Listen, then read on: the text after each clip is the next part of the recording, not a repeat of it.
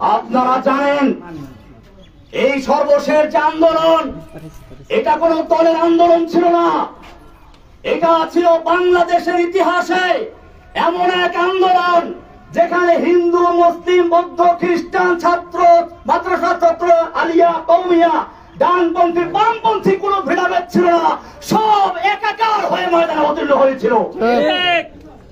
আপনারা জানেন, আমার মনে পড়েছে জেলখানায় বসে যেদিন শুনলাম হাসিনা পালিয়েছে।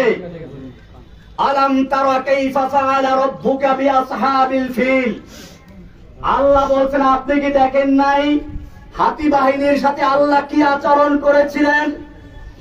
হাতি বাহিনী হাসিনা নামাতে চেয়েছিল, সাজু আজান নামিয়ে দিয়েছিল।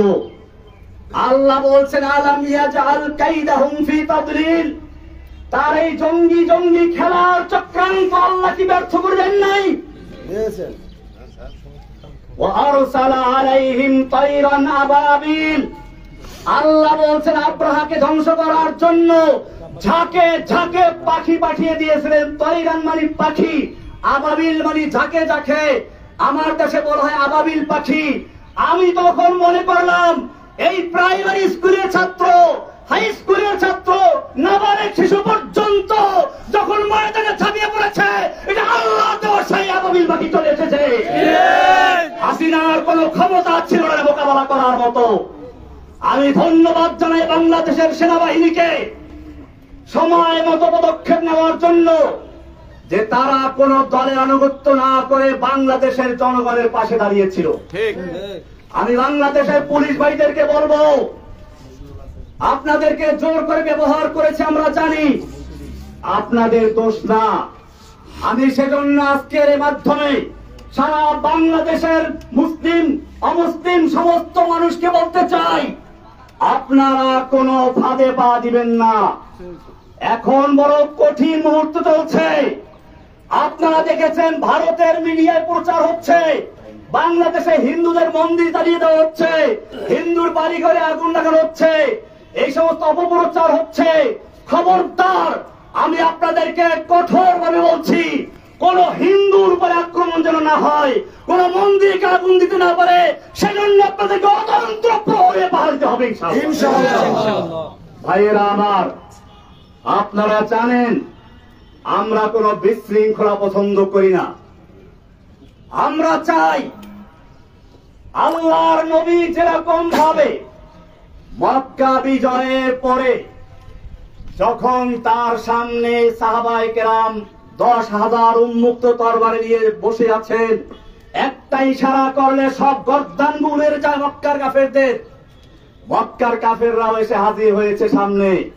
আল্লাহর নবী জিজ্ঞেস করেছিলেন, ওহে মক্কার কাফেররা, তোমরাই তো সেই লোকগুলো যারা আমাকে হত্যা করার জন্য ঘেরাও করেছিলে, তোমরাই তো সেই লোকগুলো যারা আমার বিলালকে উত্তপ্ত রৌদ্রে শুয়ে রেখে নিচে আঙ্গার দিয়ে উপরে পাথর চাপা দিয়ে রেখেছিলে, তোমরাই সেই লোকগুলো যারা সুমাইয়া রাদিয়াল্লাহু তাআলা আনহাকে লজ্জাস্থানে বর্ষা দিয়ে আঘাত করে হত্যা করেছিলে, তোমরাই সেই লোকগুলো। আমি সে কথাই বলছি যা আমার ভাই ইউসুফ আলাইহিস সালাম বলেছিলেন তার ভাইদেরকে নাগালে পাওয়ার পরে। আল্লাহর নবী বললেন, লা তাসরিবা আলাইকুমুল ইয়াউম, আজকে তোমাদের বিরুদ্ধে আমাদের কোনো ক্ষোভ নাই, কোনো প্রতিশোধ নেওয়ার ইচ্ছে নেই। যাও, ইযহাবু আনতুম তালাকা, আমি তোমাদের সকলকে সমানভাবে আমভাবে ক্ষমা ঘোষণা করছি। বাংলাদেশে আন্দোলনরত ছাত্র জনতা, মাদ্রাসার ছাত্র, স্কুল কলেজের ছাত্র, সাধারণ জনতা, আমি সকলের কাছে অনুরোধ করব, আল্লাহর নবীর এই মক্কা বিজয়ের ঘোষণাকে কেন্দ্র করে আমরা যেন এই বিগত দিনে যা হয়েছে সব ক্ষমা করে দিয়ে একসাথে একটা সুন্দর সমৃদ্ধ সাম্যের বাংলাদেশ করতে পারি। আমি একটা কথা না বললেই নয়, আপনারা অনেকে মনে করেন প্রচার হচ্ছে হিন্দুরা উত্তম। আমার এই জেল জীবনের আমি সর্বশেষ ঘটনা বলছি। সর্বশেষ আমি যেদিন কোর্টে যাই, একজন কারা পুলিশ টাকা তো আনি নাই, কোর্টে বসে উনি আরেকজনের কাছে টাকা চাইলেন, তাও নাই। শেষ পর্যন্ত নিজের পকেট থেকে টাকা খরচ করে আমাকে দুপুরে একটা কেক বিরিয়ানি আর একটা 2 লিটারের পানি দিয়ে দেয়। হিন্দু প্রবীর, এটা সর্বশেষ যে কোর্টটা আমি করেছি সেই কোর্টের দিন। আপনাদেরকে আরো বলি, আমি যে জেলখানায় রয়েছি সেখানে চক্রান্ত হয়েছিল বড় ধরনের দাঙ্গা করানোর জন্য। আমি সকালবেলা থেকে পুরা জেলখানায় হ্যান্ড মাইক হাতে নিয়ে বলেছি, খবরদার কেউ কোনো বিশৃঙ্খলা করবেন না, বিশৃঙ্খলা করবেন না, আপনারা শান্ত থাকুন। আপনারা জানেন আমাকে রাখা হয়েছে হাই সিকিউরিটি জেলে। আমি হ্যান্ড মাইক দিয়ে সকালবেলা ঘুরে ঘুরে প্রত্যেকটা বিল্ডিং এর সামনে গিয়ে বলেছি কেউ শৃঙ্খলা করবেন না, আমি আপনাদের জন্য মুক্ত হলে পরে আপনাদের জন্য মুক্তির ব্যবস্থা করবো ইনশাআল্লাহ। সবাই আমার কথা মেনে নিয়েছিল, কিন্তু কে বা কারা উস্কানি দিয়ে কিছু কয়েদিদেরকে লেলিয়ে দিয়েছে এখানে আক্রমণ করার জন্য, বিশেষ করে আমি যে বিল্ডিং গেছিলাম সেখানে আক্রমণ করার জন্য। কারণ কি? কারণ ছিল এই আন্দোলনটাকে একটা জঙ্গি রূপে আকৃতি দেওয়ার জন্য। আমি গোয়েন্দা বিভাগের ভাইদেরকে বলবো, ঢাকার high security, Kashimpur high security জেলে পরিবেশ শান্ত হওয়ার পরে এই কয়েদিদেরকে লেলিয়ে দিয়েছিল কারা হাজুদের উপরে। যদি সেদিন আমি জীবনের ঝুঁকি নিয়ে বাধা না দিতাম তাহলে সেখানে কারবালার ময়দান হয়ে যেত। কারণ হাজুতেরা নামলে বড় ওই কয়েদিদেরকে খুঁজেও পাওয়া যেত না।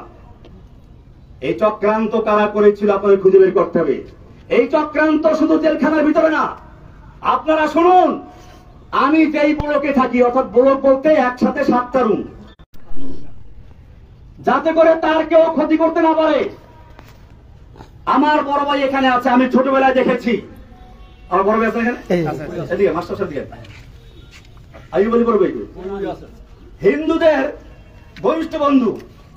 আমি দেখেছি ছোটবেলাতে আমাদের পাশের গ্রাম হলো হিন্দু। এই হিন্দুরা ওনার সাথে কি সম্পর্ক আছে, বিপদ আপদে বললে দৌড়ে আসা বলিবার কাছে। এইভাবে আমরা পারিবারিক ভাবে, আমি ইন্ডিয়াতে পড়াশোনা করেছি, দেওবন্দের উল্লেখযোগ্য ছাত্র আমি দেওবন্দে পড়াশোনা করেছি। ইন্ডিয়াতে হিন্দুদের বিভিন্ন বাগানে গিয়ে ফল খেতাম। হিন্দু দাদারা আমাকে বলতো, খালো খালো ভাই, যেতে চাই খালো, লেলা নেই, যত চাও খেয়ে নাও, নিতে পারবা না। এরকম আমি সেই সংস্কৃতির শিক্ষাপ্রাপ্ত লোক। আমাকে হাসিনা সরকার তার ব্যক্তিগত আক্রোশের কারণে সারা বাংলাদেশে নয় সারা বিশ্বে আমাকে জঙ্গি বলে চিহ্নিত করে একেবারে প্রচার করেছে। আমি আপনাদেরকে, সাংবাদিক ভাইদেরকে বলতে চাই, বাংলাদেশে আমি যখন বরগুনা এসেছিলাম, গ্রেফতার বরগুনাতে হয়েছিলাম, আমি বরগুনার বড় মসজিদ, কেন্দ্রীয় মসজিদ সদরঘাট, এই সদরঘাট মসজিদের খতিব ছিলাম। শুক্রবার দিন, জুমার দিন, ঈদের মতো, লোকসভা মতো বরগুনার কোন লোকে বলতে পারবে আমি কোন জঙ্গি জঙ্গি কর্মকাণ্ডের সাথে জড়িত ছিলাম? তাহলে আমাকে কেন এই পরিচয় করানো হলো? কারা করিয়েছে? আল্লাহ তারা ছাড়ে না। ইন্না বাদশা রব্বিকা লাশাদীদ। যেই অহংকারী, যেই ফিরআউন, যেই দাজ্জাল কয়েকদিন আগেও বলেছিল হাসিনা পালায় না, সে ব্যক্তি পালিয়ে গেছে। এটা আল্লাহর দেওয়া শিক্ষা। आए हसीना आए कौआ आए नानक आए जालिम जाबिर सुल्तान आए जितने जितने शैतान आए सबको हुई रुसवाई हासिल जाअल हक्कु व ज़ाक़ल बातिल इन्नल बातिला काना ज़हूक़ा। जुगे जुगे যত ফেরাউন দুনিয়ার আগমন করেছে, আল্লাহ একটু ঢিল দিয়ে দেখে কত দূর যেতে পারে। যখন তার যাওয়ার সীমানা অতিক্রম করে আল্লাহ এমন ভাবে ধরে, তখন তার পালিয়ে যাওয়ার জায়গা থাকে না। ইন্না বাদশা রাব্বিকা লাশাদীদ। নিশ্চয় আল্লাহ ধরা বড় কঠিন। ভাইরা আমার, আমি অনেক কথা বলে ফেলেছি, আমার সর্বশেষ কথা এটাই, এই যে বিজয়টা হয়েছে, এই যে বাংলাদেশের স্বাধীনতা অর্জন হয়েছে নতুন করে, এই স্বাধীনতা অর্জনে যে সকল ছাত্র ভাইয়েরা, বিশেষ করে আবু সাইদ, সেই রংপুরের আবু সাইদ, যে ব্যক্তি নিজের বুকটাকে টান করে দিয়ে গুলির সামনে নিজেকে পেশ করে দিয়েছিল, আমার মনে পড়লো সেই ইংরেজ তার ইতিহাস। দারুল দেওবন্দের শাইখুল হাদিস হোসাইন আল-বাদানী রাহমাতুল্লাহি আলাইহি একবার ইংরেজের বিরুদ্ধে আন্দোলনে এক ময়দানে ভাষণ দেওয়ার কথা ছিল। দিল্লি লাল কেল্লার সামনে ইংরেজ সরকার ঘোষণা করেছিল দেখা মাত্র গুলি করতে হবে। মাওলানা মাদানী রহমতুল্লাহি আলাইহি সেই ইংরেজদের সামনে গিয়ে হাজির হয়ে বলেছিলেন, मैंने सुना है कि ये सफेद कुत्तों ने ऐलान कर दिया है कि जो उनके खिलाफ नारा लगाएगा उनको गुली कर दिया जाएगा, करो गुली। যে আমি শুনেছি এই সাদা কুকুরের দল ঘোষণা করেছে যে ব্যক্তি এখানে বক্তব্য রাখবে তাকে গুলি করা হবে। আমি মাদানী হাজির হয়েছি, করো গুলি। এই বলে যখন তিনি ধিক্কার দিয়েছিলেন, সমস্ত পুলিশের হাতের রাইফেল গুলো ঝরঝর করে পড়ে গিয়েছিল। সেই ইতিহাস আর একবার পুনর্জীবিত করল আবু সাইদ, ফারহান ফাইয়াজ, এরকম আরো কত তাহমিদ, আরো কত ছেলেরা। আমি সেই ছেলেদেরকে আপনাদেরকে বলি, সেই আবরার নাম বললেন না, আবরার ফাহাদ, আমি বলতে এখন আর ভয় নাই, আগে ভয় পেতাম। আবরার ফাহাদের হত্যাকারী যারা, ওরা আমার পাশে একবার ছিল, এখন তাদের 5টা ছেলে পুরো কোরআনে হাফেজ হয়েছে। আপনি দেখলে বুঝবেন না যে তারা বইটের ছাত্র, তারা এখন মাদ্রাসার ছাত্র। আমি নিজেই কয়েকদিন আগে দেখছি একজনকে দেখা করতে আসছে। আমার ভাইয়েরা, এদেশের সন্তানদের দোষ না, পুলিশের দোষ না, আওয়ামী লীগ যুবলীগ ওই ছেলেদের দোষ না, দোষ হচ্ছে কিছু লিডারদের, কিছু নেতা নেত্রীর, যারা এদেশের যুবকদেরকে, এদেশের পুলিশদেরকে, এদেশের সৈন্যদেরকে নিজেদের স্বার্থে ব্যবহার করতে বাধ্য করে। আমি আমার বাংলাদেশের তরুণ ভাইদেরকে বলবো, তোমরা জীবন দিতে শিখেছো, ইনশাআল্লাহ যে জাতি জীবন দিতে শিখে সেই জাতিকে কেউ দাবিয়ে রাখতে পারে না।